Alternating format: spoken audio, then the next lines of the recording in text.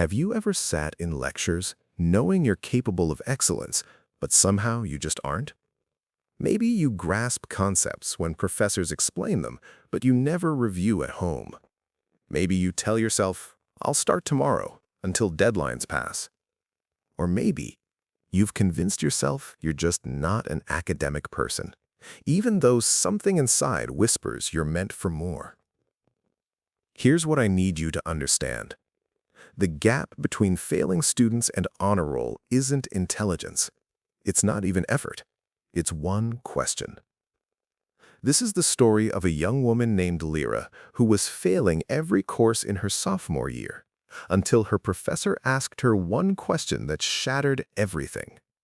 18 months later, she graduated with a 3.8 GPA and a full research scholarship to graduate school.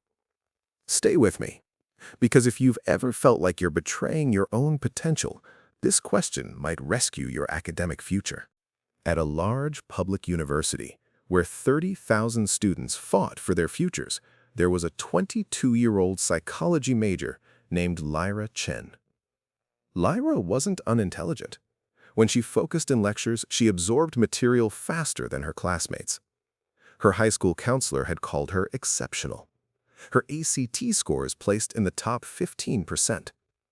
But by sophomore year, Lyra was drowning. Not struggling, drowning. Her pattern repeated every term. Week 1, attend everything. Tell herself this semester is different. Weeks 2 through 4, skip morning lectures. I'll watch recordings later. Weeks 5 through 9, stop going entirely. I'll teach myself from the textbook. Weeks 10 through 14, panic. Cram for 48 hours straight. Fail anyway. Every single semester. Her GPA sat at 1.6. Academic probation. The registrar had sent 3 warning letters. Improve immediately or face dismissal. Her mother, a night shift nurse who'd raised Lyra alone, called weekly. Baby, how are classes? Good, Mom. Everything's fine. Lies. The truth suffocating Lyra wasn't that she was failing. It was knowing she could succeed if she just showed up. But she couldn't force herself to show up. Every morning, her alarm screamed at 6:30 a.m. Every morning, she silenced it, thinking, just today I'll rest. Tomorrow, I'll start fresh. Tomorrow never arrived. Her roommate Sophia studied nightly and maintained a 3.6 GPA. Lyra would watch Sophia hunched over textbooks and feel poison spreading through her chest, half shame, half bitterness. Must be easy when you're naturally motivated, Lyra thought. Some people have discipline built in. I don't. Maybe you know that feeling. Watching others succeed at what you're failing, telling yourself they have some advantage you lack. It's easier than admitting the truth. One December evening, Lyra's phone lit up. Mom, Lyra, I received an email from your university. It says you're failing 4 classes. 4. Is this true? Lyra's stomach dropped through the floor. I can fix it, Mom. I just need, you've been saying that for 3 semesters. Her mother's voice cracked. Lyra, do you understand what I sacrifice?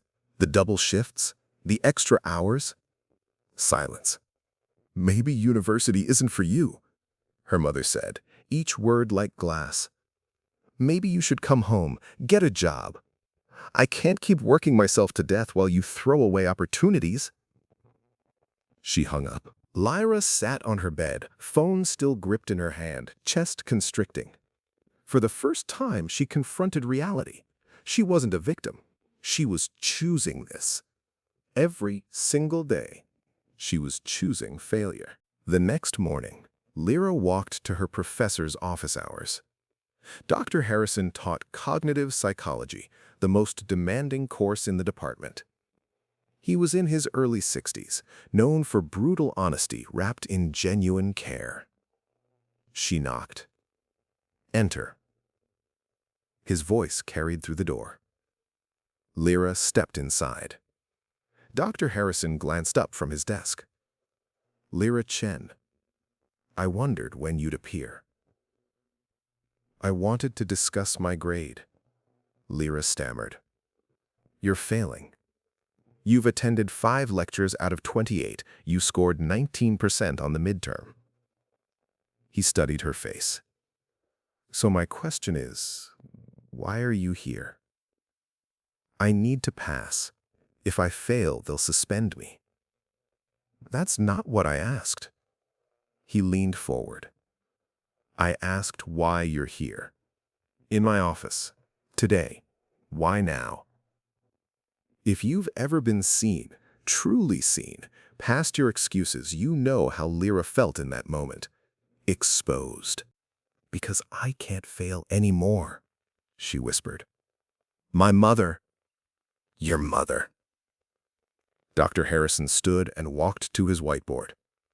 Lyra, I've taught for 32 years. I've seen hundreds of students exactly like you. Intelligent, capable, self-sabotaging. You know what they all share? Lyra said nothing. They show up in week 12, desperate, begging for extra credit. They all have the same excuse: their parents, their circumstances, their anxiety. But none of them have the real answer. What's the real answer? Lyra asked, voice barely audible. Dr. Harrison wrote one sentence on the whiteboard in large letters. Who do you want to be? He turned to face her. Not what do you want to accomplish, not what GPA you need. Who do you want to be? Lyra stared at the words, confused. I don't understand. Lyra, you know what I observe. I see a young woman who's constructed her entire identity around being the brilliant underachiever. You don't study because if you studied hard and still failed, you'd have to face that you're not as gifted as you believe. It's ego protection. Lyra's throat closed. He was right. Completely right. But is that who you want to be? The smart girl who wastes her potential? The one everyone whispers about? Or do you want to be someone different? Someone who commits? Someone who fails sometimes, but keeps showing up anyway? He tapped the whiteboard. Go home. Sit with that question, and when you have a genuine answer, not what sounds impressive, but what's true, come back. Then we'll talk about saving your semester. That night, Lyra sat at her desk with blank paper. Who do you want to be? She wrote answers, crossed them out. Someone successful. Too abstract. A good daughter. That's for her mother, not her. Someone who makes mom proud, still external. At 2 a.m., Lyra wrote one sentence that felt like truth. I want to be someone who doesn't abandon herself. She realized every time she hit snooze, she abandoned herself. Every lecture she skipped, she abandoned herself. The brilliant underachiever was just the result of 1,000 small acts of self-abandonment. She wrote a second sentence. Starting tomorrow, I am someone who shows up for herself. The next morning, the alarm shrieked at 6:30 a.m. Every cell in her body screamed to keep sleeping. But she remembered her answer. She got up. She went to class. She sat in the second row. After lecture, she found Dr. Harrison. I want to be someone who doesn't abandon herself. Someone who shows up. He smiled. Good. Now the work begins. The rebuilding was brutal. Dr. Harrison told her, you probably won't pass this semester, but you'll build foundation for next.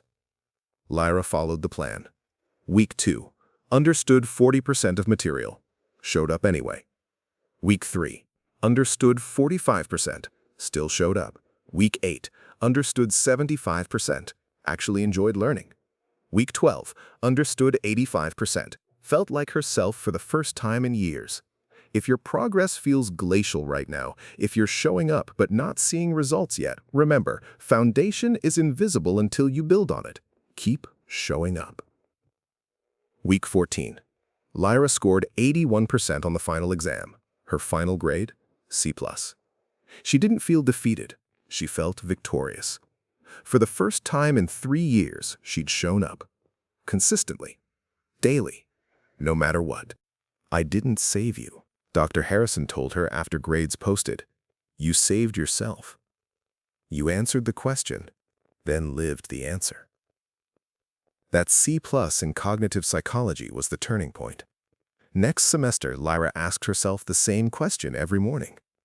Who do I want to be? Someone who shows up for herself.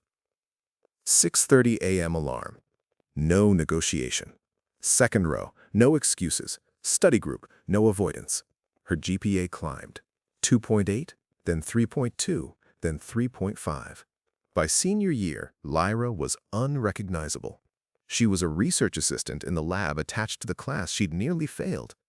She presented at an undergraduate research conference. She applied to graduate programs with confidence instead of shame. When she wrote her personal statement, she built it around one question. Who do you want to be? On graduation day, Lyra walked across the stage with a 3.8 cumulative GPA and a full-ride research fellowship to a top graduate program in cognitive neuroscience. Her mother hugged her, tears streaming. "I'm so proud of you, baby." "I'm proud of me too, Mom." Before leaving campus, Lyra visited Dr. Harrison's office one final time. "I'm going to become a professor," she said.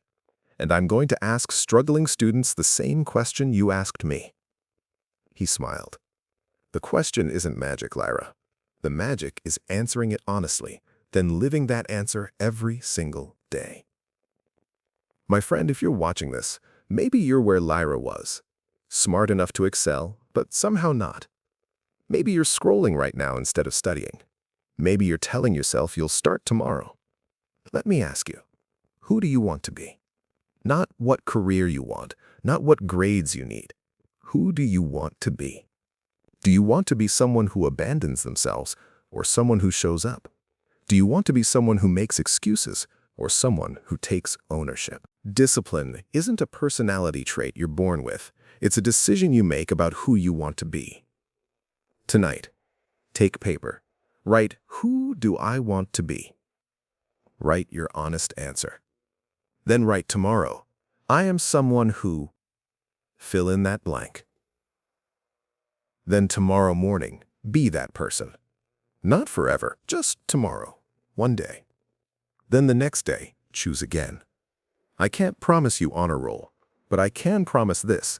If you wake up every day and choose to be someone who shows up, 1 year from now, you won't recognize who you used to be. If this story shook something loose in you, hit that like button, not for me, but as a commitment to yourself. Drop a comment and complete this sentence. Tomorrow, I am someone who. I'll reply to as many as I can. Share this with someone who's struggling academically. Maybe this is the message that changes their trajectory. Subscribe for more stories of transformation. Remember, the question isn't magic. The magic is living the answer. Who do you want to be? Your answer will define your life. Choose wisely, then live that choice every single day.